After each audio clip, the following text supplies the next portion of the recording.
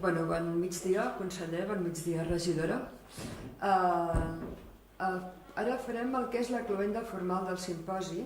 Sabeu que a la tarda continuem amb la sessió oberta de presentació de les publicacions sobre el noucentisme que s'han editat en els 2 darrers anys. Tenim un mínim de 15 publicacions per presentar aquesta tarda, però ara vam pensar que era una bona hora per demanar al conseller de Cultura que vingués a fer la cloenda. Sabem que va bastant de bòlit també i per tant li agraïm moltíssim la seva presència i a més, bé, a mi m'agradaria, jo crec que no cal presentar el conseller Mascarell perquè és un dels actius de la cultura del nostre país des de fa molts, des que era director de l'Avenç concretament. Em prefereixo l'any 77, el conseller i jo tenim un passat, que és aquest. És a dir, jo el vaig conèixer director de l'Avenç l'any 77. Aleshores em sembla que és important el fet de remarcar això perquè no ha estat només una persona dedicada a la política, concretament a la política cultural, sinó que també coneix molt bé el que és el substrat d'aquesta política cultural i qui són els agents. Darrerament és veritat que un dels inputs del conseller Mascarell ha estat el món de la indústria cultural, que ell coneix en profunditat, i a l'haver inclòs aquest món de la indústria cultural a les polítiques culturals a les quals ell ha estat responsable, concretament, sobretot, també, des del govern de la Generalitat, sinó també que ha estat en aquest substrat previ, molt previ, del que és el món de l'edició, el món de la recerca, el món de la història, que d'alguna manera també emmarca el congrés en el qual nosaltres ens trobem. Fa un moment, en Safon li recordava que un dels primers números de l'Avenç, del seu Avenç, ja havia estat dedicat a l'Amadeu Hurtado. Jo diria hi ha molts altres temes que després tots hem anat investigant i provant. A més, el conseller Mascarell ha encunyat un tren tòpic, que diríem, dels que ha anat sortint aquests dies, que és el del noucentisme. Jo crec que avui no desaprofitarà l'ocasió per parlar-ne. Per tant, ja li tiro l'am des d'aquest inici d'aquesta cloenda. Prèviament, però, em permetreu que faci un breu resum, perquè són 3 dies molt intensos i no hem acabat, un breu resum del que ha estat aquest primer simposi internacional del noucentisme. I la primera cosa que voldria fer constar és la satisfacció d'haver complert el programa per part de tothom que estava anunciat.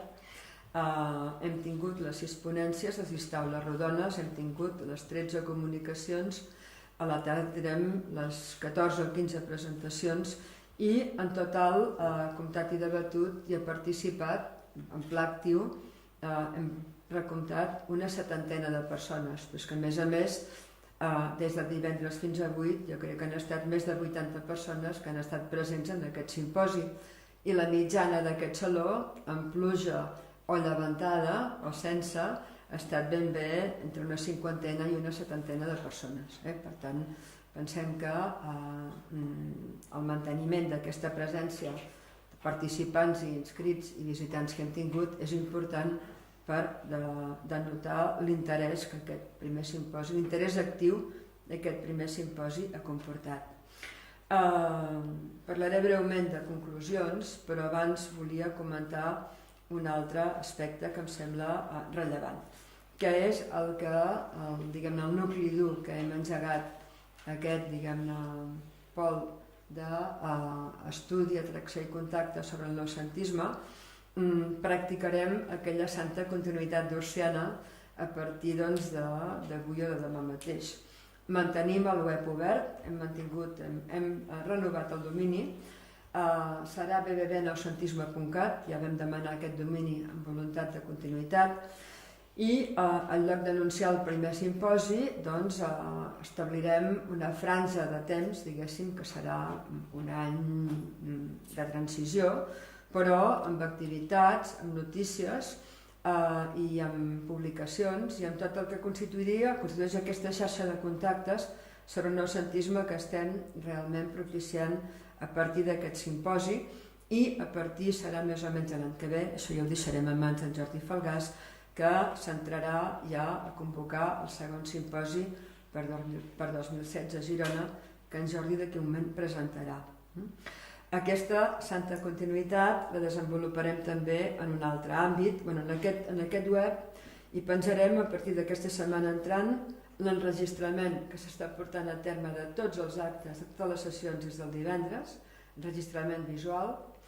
Hi penjarem la documentació que us hem lliurat ampliada, totes les biografies, currículums, els resums de comunicacions, textos i la llista d'assistents i recull de mitjans de comunicació que n'hem parlat. Tot això serà el pack de material al qual tindrem accés virtualment.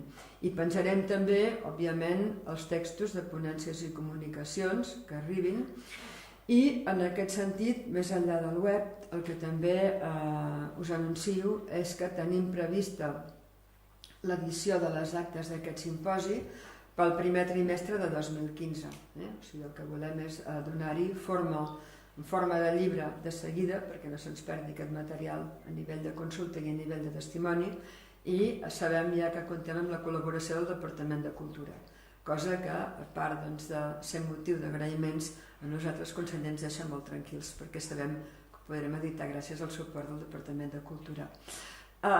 Una nova qüestió que també vull plantejar aquí és la que ara és hora dels agraïments, els agraïments concrets cap a la comissió científica en primer lloc que ha treballat pel simposi, els ponents, els moderadors, els relators, els participants de les taules rodones, els participants a les comunicacions i també el públic inscrit i el públic visitant. Sense vosaltres, evidentment, el simposi no hauria estat possible. En segon lloc, també vull agrair al personal del Consorci del Patrimoni de Sitges, que aquests dies heu vist treballant, donant suport a tot el que és la logística del Consorci. Doncs jo com a directora els vull agrair molt i molt, no només la feina d'avui, sinó d'aquests dies previs en els quals hem estat preparant tot aquest acolliment i l'organització del que vosaltres heu estat vivint. I sense la participació d'elles, ho dic en femení perquè tots són dones, també l'encarregat de manteniment, d'ells, de tots plegats, no hauria estat realment possible. És la part de l'iceberg que no es veu i que si va bé no es nota, i que si no va bé es nota molt. Per tant, moltes gràcies personal. I també a l'empresa Hidromèdia de comunicació, que és qui ens porta la comunicació, que ha estat aquí fent també la seva feina, no només piulant, sinó també fent tot aquest background que ara permetrà fer una sortida en mitjans de comunicació. I en darrer lloc, last but not least, les institucions que ens han donat suport. En primer lloc, la Diputació de Barcelona i també el Departament de Cultura, l'Ajuntament de Sitges, que ens ha ajudat molt i molt i molt, la Universitat de Barcelona, que a través pròpiament del Vicerrectorat de Relacions Institucionals i del grup de recerca Gragmont ens ha donat suport material, no només moral sinó material, l'Institut d'Estudis Catalans, que ens va acollir, com el MANAC, que també ens va acollir, i l'Agència de Turisme de Sitges, que ens ha facilitat una determinada part de la logística que els que esteu estat convidats al simposi heu pogut constatar. Bé, com a conclusions ràpides, ja dic que les redactarem de manera més polida, més obra ben feta, però volia concloure esmentant les aportacions d'aquest simposi. Les aportacions d'innovació en la visió del noucentisme que hi ha hagut en aquest simposi. No puc citar-ho tot, és impossible, perquè hi ha hagut molt i molt de bo, però he intentat estructurar-ho en un seguit de temes, el primer dels quals és jo crec la reivindicació compartida de la importància i de la centralitat del noucentisme en la història cultural del nostre segle XX. Jo crec que aquest és el primer tema, la primera conclusió a la qual haig de fer esment, perquè aquest ha estat un tema que s'ha desglossat en diversos aspectes, que ara miraré també de sintetitzar, però aquest ha sigut el primer gran input. Això ha comportat parlar del noucentisme en tant que generació d'estructura d'estat, les empremtes del qual han estat esmentades també diverses vegades en diverses intervencions. Aquest moviment d'idees que deia en Josep Pla l'any 24, que després s'ha concretat com a corrent doctrinal que ha articulat la vida civil i cultural de la Catalunya del segle XX, és una altra de les conclusions. I la tercera, evidentment, ha estat el que aquest moviment ha comportat un seguit de creativitats i realitzacions que en bona part hem vist a les comunicacions d'aquest dematí, però també en les intervencions d'aquests dies passats. En segon lloc, s'ha constatat i jo crec que ha crescut molt, a més s'ha eixamplat aquesta i consolidat definitivament, que ja ho estava, la idea de l'extensió territorial del noucentisme. En primer lloc, en les segones ciutats i la seva importància, ha passat de ser un tema emergent o un tema consolidat a nivell de recerca i de projectes, em refereixo també al mapa d'arquitectura i paisatge i elements de paisatgístic de noucentisme, que hem emprès des d'aquest simposi i que a més continuem com a projecte en els propers mesos. També hem constatat que aquesta extensió territorial més enllà de les segones ciutats existeix a través de les xarxes, dels amics dels museus, de l'art i de la cultura, a través de les xarxes de biblioteques, és potser la mostra més persistent, i de les xarxes d'aquell estiuets que va anar dels 20 als 30, cosmopolita, però que va arribar a articular realment molt la transmissió dels valors del noucentisme a les segones ciutats i més enllà.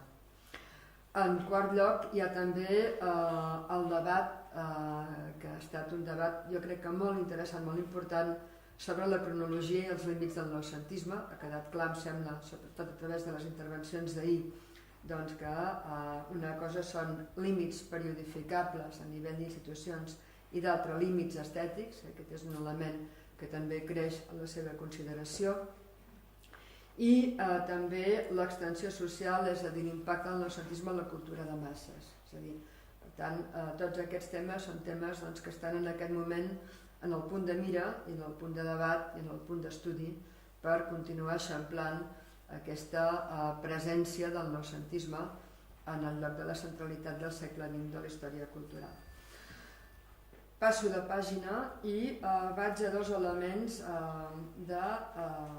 que han sortit en aquest simposi amb molta força i que a més condicionen i no poc l'estudi del noucentisme. D'una banda, l'impacte de la Gran Guerra. Va quedar clar que era decisiu, que era un tema que fins enguany no havia sorgit, o sigui, s'havia apuntat, però no havia sorgit a la pluralitat d'intervencions que ha sorgit, i a la seva importància. És un tema que no està tancat, que tot just ha començat, diguem-ne, a desenvolupar-se. I l'altre, deixeu-me fer l'apologia dels estudis de gènere amb l'àmbit de les noucentistes. Per primera vegada es formula, i ho va formular la doctora Mireia Freixa, l'àmbit de les noucentistes, d'una Paulina Pi de la Serra, d'una Lola Anglada, que és més que la il·lustradora de llibres de criatures que hem pogut conèixer al llarg dels anys. Aquesta Lola Anglada noucentista la veurem al Museu de Maricel d'aquí unes quantes setmanes, amb tota la seva eclosió. El grup d'Ori Grana, que també és un grup molt actiu, diguem-ne, per impulsar la presència de les dones en aquest projecte de construcció estètica, cultural i nacional, i un altre grup, last but not least, que ha planat des del primer dia fins avui, que és el de les bibliotecàries, com a grup concret de transmissió de valors d'aquest noucentisme a la població a través de la xarxa de biblioteques. Per tant, no són només estudis de gènere. Bé, aquests han estat alguns dels aspectes, no tots, que jo volia esmentar en aquestes conclusions, que en aquesta continuïtat que volem intersimposi s'anirà desenvolupant, i haurem de donar-hi veu i forma, i que esperem que el següent simposi, que és el que ara ens explicarà en Jordi Falgàs, aquests temes i altres hi tinguin també la seva cabuda. Jo acabo aquí la meva intervenció, donant les gràcies a tots i a totes per la vostra presència i per la vostra feina, per la vostra creativitat, pel vostre suport, i passo la paraula i el testimoni simbòlic a en Jordi Falgàs de cara al segon simposi internacional del noucentisme 2016.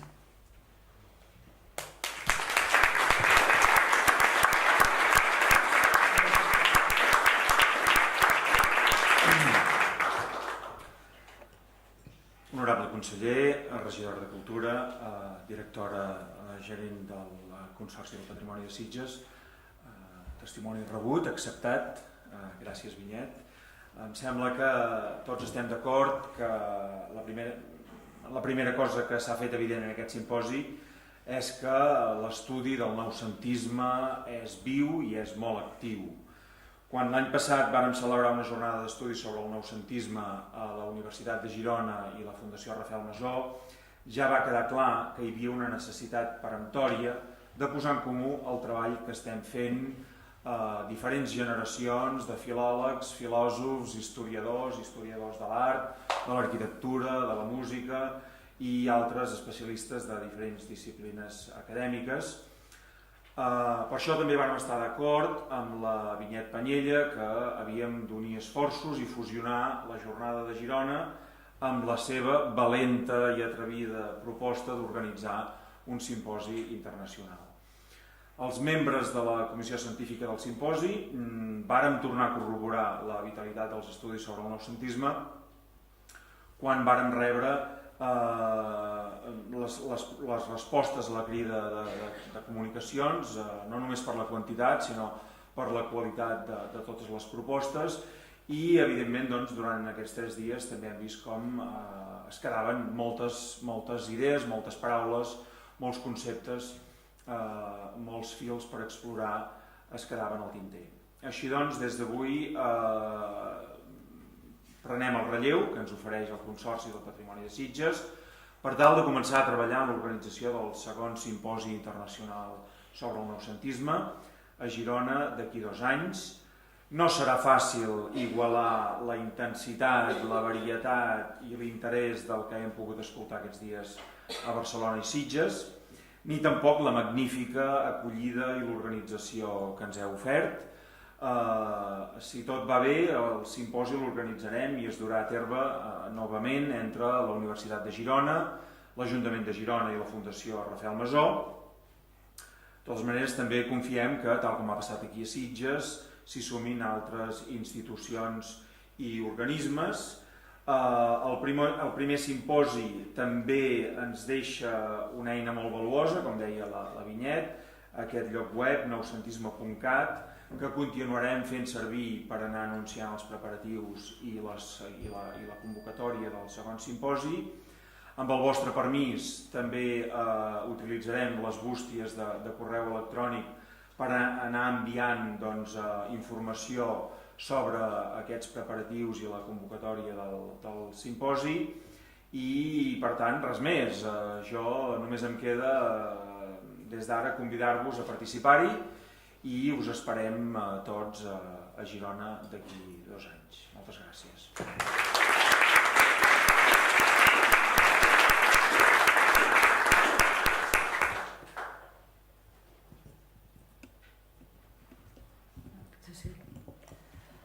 Bé, bon dia.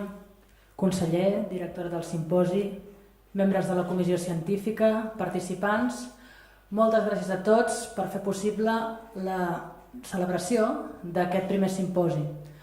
En primer lloc, voldria excusar l'assistència del senyor Miquel Forns a Batlle de Sitges, que no pot ser aquí entre nosaltres, tot i que l'agrada molt per raons d'agenda. I com a regidora de Cultura i en nom de l'Ajuntament, però també en nom de Sitges, els vull transmetre que és cabdal que siguem, junt amb Barcelona, un dels escenaris per donar veu i reivindicar la importància i la transcendència del que va suposar el noucentisme durant el primer terç del segle XX i la seva influència posterior. Que aquest simposi es celebri aquí no és casualitat. Avui són referents inqüestionables del modernisme, així ho reconeix tothom. Però no passa el mateix amb el noucentisme. Aquesta és, doncs, una assignatura pendent que reivindiquem com a poble. Durant aquests 3 dies segur que heu tingut ocasió de parlar-ne i, evidentment, no és ara el moment de repassar el que va passar a Sitges durant el noucentisme. Però vull aprofitar l'oportunitat que em dona sent aquesta cloenda per posar en valor només 4 casos que entenc com a pilars del que va construir el noucentisme en àmbits diversos. El primer és la influència inqüestionable d'una publicació com és l'Amic de les Arts. En l'àmbit pictòric no podem oblidar l'obra de Sunyer. I només 2 exemples més, cabdals en el patrimoni arquitectònic i urbanístic de Sitges, com són la construcció de la ciutat jardí a Terramar i l'edifici de l'antic escorxador. El simposi acaba avui, però els convido més enllà d'aquesta primera edició, que ja té programada la segona a Girona, que sempre, qualsevol dia de l'any que vulguin viure, reviure, parlar o exemplificar el noucentisme, que recordin Sitges. Enhorabona per la feina feta i moltes gràcies.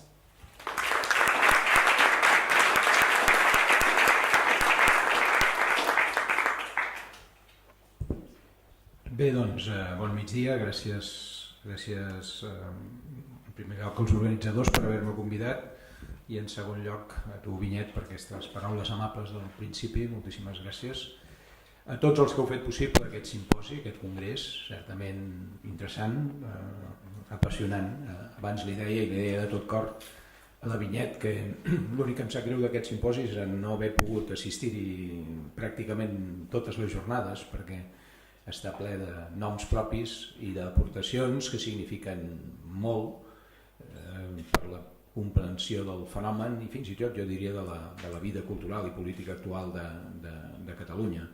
Almenys jo tot el que puc saber sobre noucentisme està confrontat amb la majoria dels noms, amb la major part dels noms que han participat. Per tant, el que jo us puc explicar és el que he après de les persones que han tingut comunicació, per tant espero amb candeletes i em plau molt doncs que ben aviat, el primer que he demanat és estarà editat aviat tot aquest material, m'ha dit sí, depèn de si la conselleria ens ajuda, home doncs compte, farem tot el possible, no som gaire rics però jo crec que diners per editar un llibre necessari doncs segur que els trobarem. Per tant, certament el que em penso és que s'ha de convertir en unes actes i aquestes actes han d'estar a l'abast de tothom doncs ben aviat, perquè al darrere d'això hi ha, estic segur, molt bones idees sobre la comprensió del fenomen i el que representa doncs, per tots nosaltres. El temari, felicitar abans de cap altra cosa també el comitè científic, que em penso que ha fet una molt bona feina, totes les persones que l'heu integrat i que heu treballat doncs, tant amb la Vinyet com amb en Jordi Falgàs. Insisteixo, moltíssimes gràcies a tots. Bé, el noucentisme, no em posaré jo ara a explicar la meva teoria, que segur, els elements que jo pugui tenir al cap, que segur que han estat depassats per les pròpies comunicacions i per el que tots vosaltres heu aportat i que necessàriament hem de llegir per actualitzar-nos. No? El que sí puc dir de tota manera és que, almenys pel que fa a la meva generació i fins i tot en relació a la meva pràctica professional, puc dir dues coses. La primera, les primeres lectures de la generació que estàvem a la universitat als anys 70 no eren especialment favorables al noucentisme, tenien una idea més aviat menys tinguda del noucentisme. Us explico una anècdota que ve al cas. Quan jo vaig anar amb un company que ja va morir fa uns quants anys, amb els que vam fundar l'Avenç, amb el Leandre Colomer, quan vaig anar vam agafar un llibre que coneixeu, que és el llibre d'en Tassis, Torrent i en Tassis, que és una compilació de totes les revistes editades en català fins als anys 70. Vàrem triar 4 o 5 noms que ens semblava que eren els que podíem donar en aquella revista que volíem fer néixer, que es va dir finalment l'Avenç. Amb aquests noms llistats vàrem anar a veure a un professor nostre, no directe, però indirecte, sí molt important per nosaltres, que era en Josep Fontana. En aquesta llista de noms, jo no n'era conscient, però li vàrem posar davant d'ell uns quants noms propis del modernisme i uns quants noms propis del noucentisme. No n'érem conscients, simplement eren els noms que només ens van agradar, estic parlant dels anys 76, de l'any 76. Molt joves nosaltres, molt important en Josep Fontana, i per tant nosaltres no ens atrevíem a posar nom a la revista sense passar per la pregunta d'en Josep Fontana i d'una altra persona amb la que vam parlar, que va ser en Pep Termes. En Josep Fontana, veient la llista de noms, ens van mirar nosaltres, 20 i pocs anys, podeu comptar 70, cabells no eren blancs, una mica més melanuts, americana de pana, lo típic, dels 70s, i en Josep, americana, camisa oberta sense corbata, típic del post-68, diguéssim. I aquesta és l'anècdota important, és que en Pep Fontana, en Josep Fontana diu, ens mira així, ens havíem saludat, ens mira així i diu, en aquest aspecte vosaltres sou més fills del modernisme que d'una altra cosa. Trieu l'Avenç. Fixeu-vos, és una anècdota certa. Vàrem triar l'avenç davant d'altres publicacions perquè el nostre va ser un aspecte que al Josep Fontana li va inspirar més una similitud amb l'avenç que no pas amb una revista noucentista. La veritat és que si ell ens hagués proposat una altra revista l'haguéssim acceptat. Per nosaltres, amb una formació tan precària com la que havíem rebut, ara ho explicava a l'entrada, on la història que nosaltres apreníem s'acabava pràcticament el 1898, doncs no hi havíem entrat en pràcticament gens de detall. Jo vaig començar a fer-me conscient del moviment llegint a gent com en les memòries de molta de la gent, Amadeu Hurtado abans citàvem i altra gent a partir dels quals anàvem fent-nos una composició de lloc. Cito això per dir en aquella universitat dels 70 el noucentisme no tenia massa prestigi, més aviat qui tenia prestigi era el modernisme. No veiem clares, almenys no estaven ben establertes, els vincles entre una cosa i l'altra, encara que aquí hi ha alguns professors que han ajudat molt justament a fer veure els lligams entre un moviment i l'altre. Aquest és un primer element. Un segon element que em penso que és important per entendre, val la pena assenyalar-lo. Jo m'he trobat amb un origen, amb una mirada intel·lectual original sobre el noucentisme, com la que acabo d'esmentar, no era important, no era significatiu, contrastada permanentment amb una feina professional que m'ha fet ensopegar permanentment amb l'obra del noucentisme. Permanentment, des que vaig començar a treballar a l'Ajuntament de Barcelona a meitats dels anys 80 fins després la pròpia Generalitat, tot allò amb el que jo ensopegava en termes culturals, vull dir, em trobava, les realitats amb les que havia d'afrontar-me, eren pràcticament tot realitzacions del noucentisme. Per exemple, a meitats dels anys 90, dins de l'Ajuntament, vaig posar en marxa amb una sèrie de gent, bibliotecàries, el pla de renovació de les biblioteques de Barcelona, que finalment ha sigut un èxit molt important i que ha transmutat el món bibliotecari de la ciutat de Barcelona. Això ho havia començat la Diputació abans, a través de pràcticament 10 anys abans, però la ciutat de Barcelona no havia passat per una sèrie de raons que ara no venen al cas. Bé, quan ens posem amb aquest projecte bibliotecari, esclar, amb què trobes?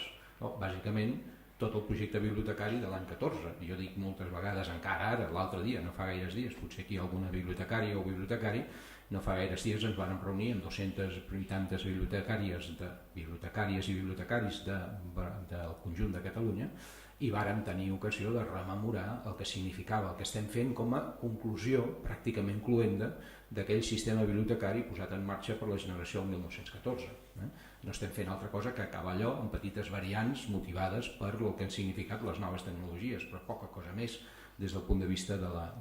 Bé, per tant, davant d'aquella realitat tan poc valorativa dels anys 70, almenys en l'entorn ordinari de la universitat,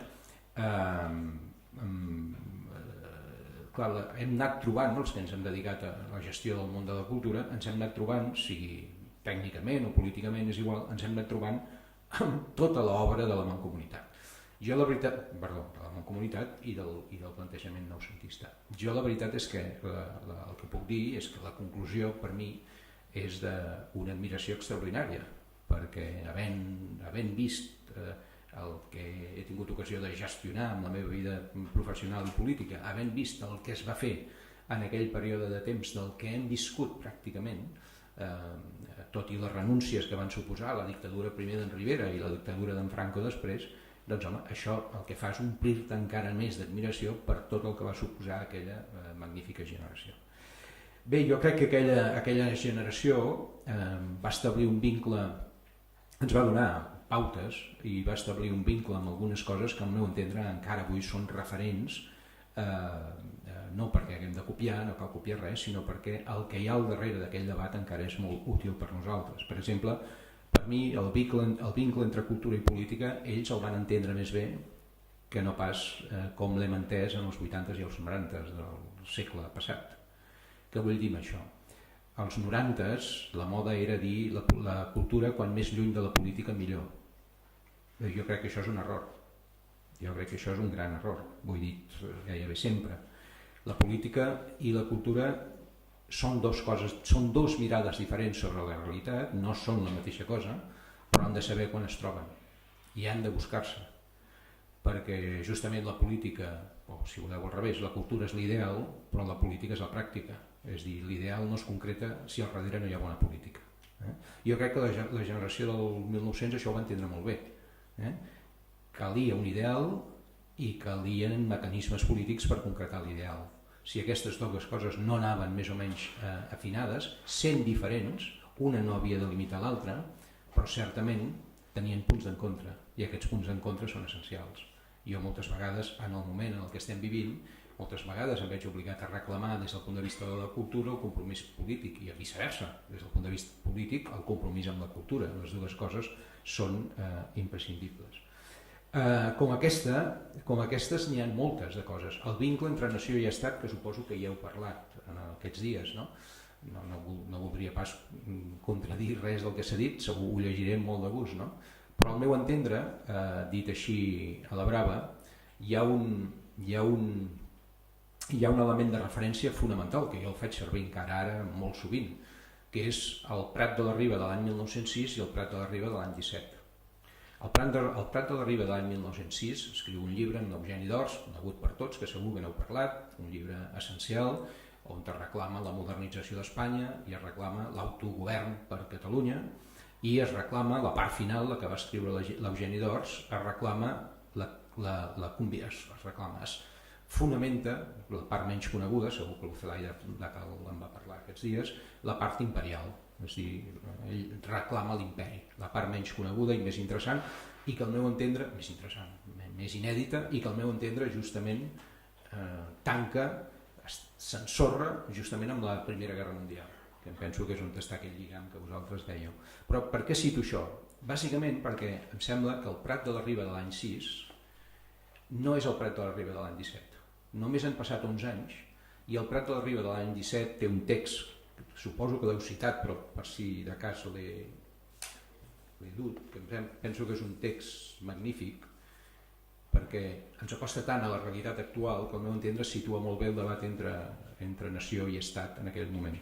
Si l'heu llegit, tanco, però en tot cas el discurs del maig del 17, poc abans de morir, diu Prat de la Riba, diu: no hem fet la mancomunitat per tenir una diputació més gran ni per donar a l'ànima catalana un petit cos d'administració subordinada secundària, una província. Tots volem per a Catalunya un cos d'estat.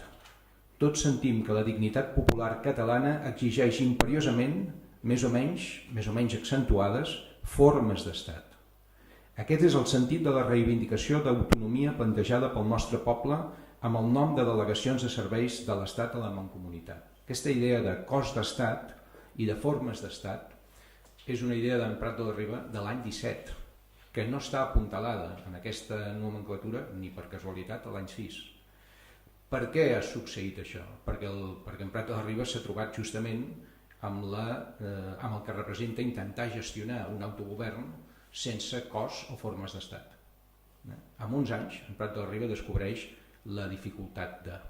Bé, jo crec que això justament és el que mata la dictadura d'en Rivera. I en canvi, el que mata la Primera Guerra Mundial, el que destrueix la Primera Guerra Mundial, és la idea imperial que Eugeni d'Ors posava sobre la taula, perquè a la Primera Guerra Mundial en surten més nacions i menys imperis. Però segurament repescada en termes d'Unió Europea encara tindria algun sentit. Però això ja és posar-hi una mica més d'imaginació de la que cal. Bé, tot això per què us ho dic? Perquè em penso que del que estem parlant és d'un període històric molt important de la nostra història, és un moviment molt important en la nostra història, és un moviment que cal observar-lo en si mateix, no cal imaginar que avui per avui ens pugui servir per res copiar-lo, no és aquesta pas la idea, però sí té algunes connotacions que expliquen d'una manera molt extraordinària alguns dels elements que han caracteritzat el trànsit fins al moment en el que estem vivint.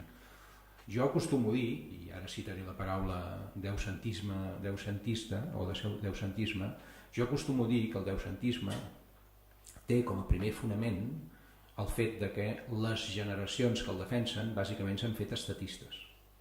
allò que va intuir Prat de la Riba, bàsicament avui està generalitzat en gran part de la societat catalana. Ens hem fet estatistes, vull dir, volem un estat. El Prat de la Riba parlava de cos i formes d'estat, intuïa. Nosaltres estem dient el volem. Quina és la diferència entre el noucentisme i el deucentisme? Bàsicament, n'hi ha més, però bàsicament una de molt important és que aquestes generacions d'ara ens hem fet estatistes. Definitivament, estatistes en el sentit que volem un estat. Necessitem, creiem, allò que Prat de la Riba intuïa, nosaltres ho afirmem amb absoluta convicció. Bé, tot això ens remetria, tot això és apassionant, llarg, però hi ha una, i no vull deixar de citar l'altra cosa que a mi em sembla que almenys conscient o inconscientment inspira tota la gent que ens dediquem en l'àmbit del projecte cultural del país, que és aquesta idea de la centralitat de la cultura. Aquesta idea tan noucentista de que la cultura és la que pot construir el país, conscient o inconscientment nosaltres la utilitzem, nosaltres vull dir, les actuals generacions la utilitzem amb més o menys fortuna. Jo fins i tot m'atreveixo a dir, algunes vegades ho dic i ara ho reitero aquí al davant, que no hi ha hagut a la nostra història una generació on el món de la política estés més convençut de la importància de la cultura que en aquella generació noucentista. No hi ha hagut, globalment mirat, una generació del món de la política que estigui més convençuda de la importància de la cultura per al desplegament d'un país que aquella generació des d'aleshores fins ara, torno a dir-ho. En més coherència, en més globalitat, entenent la cultura, entre altres coses, com un sistema d'oportunitats per la gent. Aquí deixo de banda l'aspecte, la cultura com a dirigisme estètic, que és una altra cosa, que no és precisament a la que em refereixo, que no és precisament l'aspecte que més em guardaria o més em quedaria del plantejament noucentista.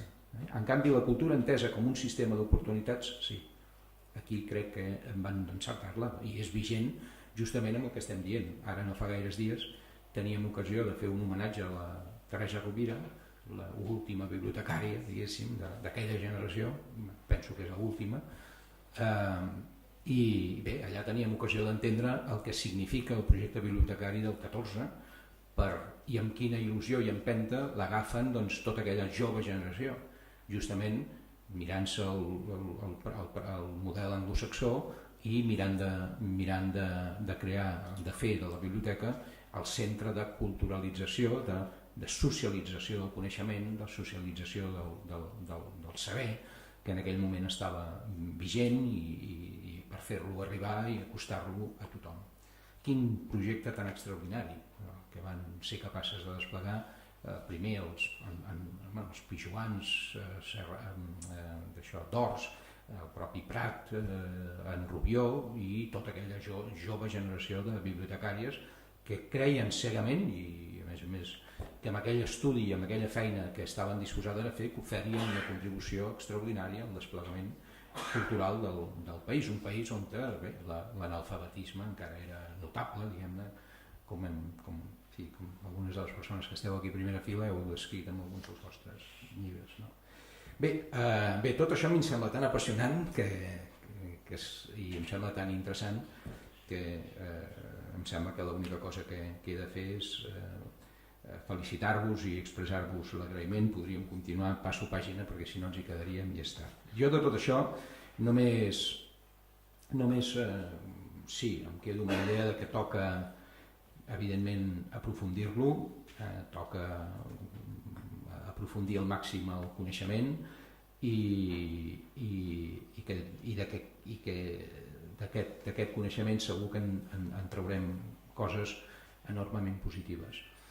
Per acabar, només voldria dir que em penso que hi ha una cosa que ens relliga molt el present, amb l'actual present, amb el que va ser l'ideal noucentista, que és la pròpia idea de globalitat, integritat de país, la pròpia idea de globalitat.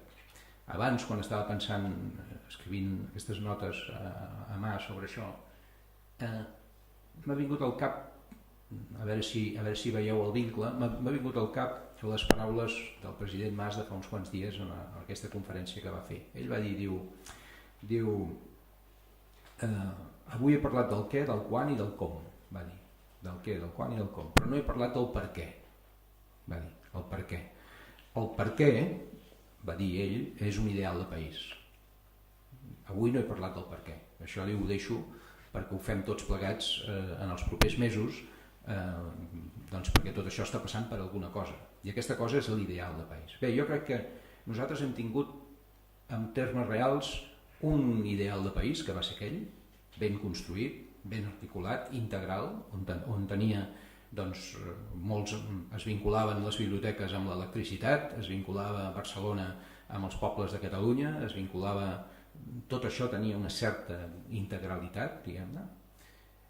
Hem tingut aquest, vam tenir un assaig, vam tenir una voluntat destructora d'aquest projecte, va ser la dictadura d'en Rivera, vam tenir un intent de donar continuïtat a això en el període republicà, però que no va ser capaç de configurar vam tenir la discontinuïtat brutal, que jo soc dels que pensen que encara vivim d'una altra manera, de la dictadura. Hem tingut el projecte autonomista, però el projecte autonomista no tinc la impressió que hagi configurat un ideal global de país. I tinc la convicció que ara, en el context de la mutació que estem intentant produir en la relació política amb Espanya, tenim l'obligació de construir-lo, o el procés de mutació, per dir-ho d'alguna manera, patirà més del que ens suposem. Per tant, o vinculem mutació amb ideal, o difícilment, i això ens remet als noucentistes, perquè realment ells ens remet a la possibilitat de construir-lo. Un ideal de país que comença, això si voleu dir-li deucentisme n'hi podem dir, comença doncs, amb ser capaços d'imaginar un estat petit i eficient. Hem tingut un estat mastodòntic i profundament ineficient, necessitem un de petit i eficient, necessitem certament un país culte. Ara, si voleu, ens podríem entretenir com hem de construir, com podem, per què hem de construir un país culte i educat, pràcticament són les dues coses que han d'anar juntes, culte i educat. Per què hem de construir, com hem de construir un país pròsper, que sigui capaç de ser, per tant, benestarós, és a dir, de ser just.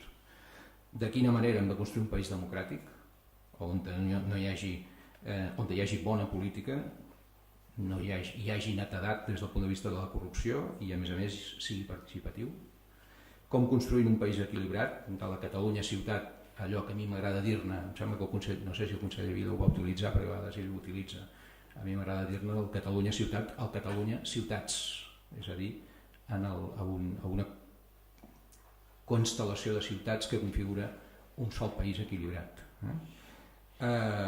Un país europeu i un país obert al món, no m'hi vull ara extendre, però algunes d'aquestes coses ens remeten en els inicis, en el propi projecte noucentista, desbordat pel temps, desbordat per la realitat social, desbordat perquè la realitat que estem vivint ja no està encapçalada per una específica branca tan concreta de dirigents de país, és molt més ampli, etc. Bé, jo crec que el que heu fet és enormement positiu i crec que quan més aviat us puguem llegir doncs millor, perquè tot això que tenim que fer, si es fonamenta amb això que jo no dic els 3 drets que estem fent emergir en la vida política catalana, els 3 drets que l'any 2014 doncs, ha configurat i segurament doncs, ha vivificat el dret a una memòria real, és a dir, hem après moltes coses sobre el 1714 i el que va significar. El relat qüestionador del projecte de la realitat catalana del 1700 s'ha començat a trencar. Aquell relat que deia que Catalunya era un país decadent en el 1700 i que les institucions catalanes eren sinònim de velles institucions medievals que ja no tenien sentit. Tot això, el que jo he llegit d'algunes de les investigacions que s'han presentat, fetes per gent seriosa i tal, tot això ja no es pot plantejar en aquests termes. Per tant, hem recuperat una part d'una lectura sobre nosaltres mateixos que qüestiona justament el que ha estat el relat hegemònic, el que molts de nosaltres ni dieu i ni diem, doncs el relat espanyolista, justament sorgit des de les profunditats del propi estat construït a partir del 18 fins ara. Hem recuperat el dret a la participació política, a la voluntat d'expressar-nos políticament doncs, en plena convicció, encara hi estem, oi? ja no cal que m'extengui, i hem recuperat una altra cosa que a mi em sembla que és justament el que relliga més bé amb això de l'ideal i amb el que jo us deia fa un instant, que és el relat a imaginar el futur. Tota societat té dret a imaginar un futur millor que el que està vivint, i tot el que està succeint a Catalunya té que veure amb això, la voluntat de construir un país millor que el que tenim. I això ens relliga també amb la gent del noucentisme. Els noucentistes estaven convençuts que si feien les coses bé, si s'apoderaven de la pròpia capacitat de fer les coses, si deixaven de deixar-les, si evitaven, si impedien que se seguissin fent lluny, les coses es podien fer millor i el país podia ser millor. Bé, doncs en aquest lligam em quedo. Penso que és bo recordar i tenir present com justament enfocaven aquesta voluntat d'ideal de país, perquè per nosaltres avui tot el que està succeint té a veure amb la voluntat de, és a dir, amb un ideal de país, és a dir, amb la voluntat de construir un país millor que el que tenim. Per tant, Vinyet i membres de la comissió organitzadora i tots els que hi heu participat, moltíssimes gràcies. No sé si us he sabut transmetre el meu entusiasme pel que heu fet, però en tot cas us puc assegurar que tots els que estem preocupats pel futur de Catalunya necessitem també la certesa, un major coneixement sobre la història recent del nostre país i, sens dubte, el noucentisme és una peça, un element fonamental. Per tant, moltíssimes gràcies a tots i bé, que aquesta tarda s'acabi tot el que s'ha d'acabar el millor possible. Moltíssimes gràcies.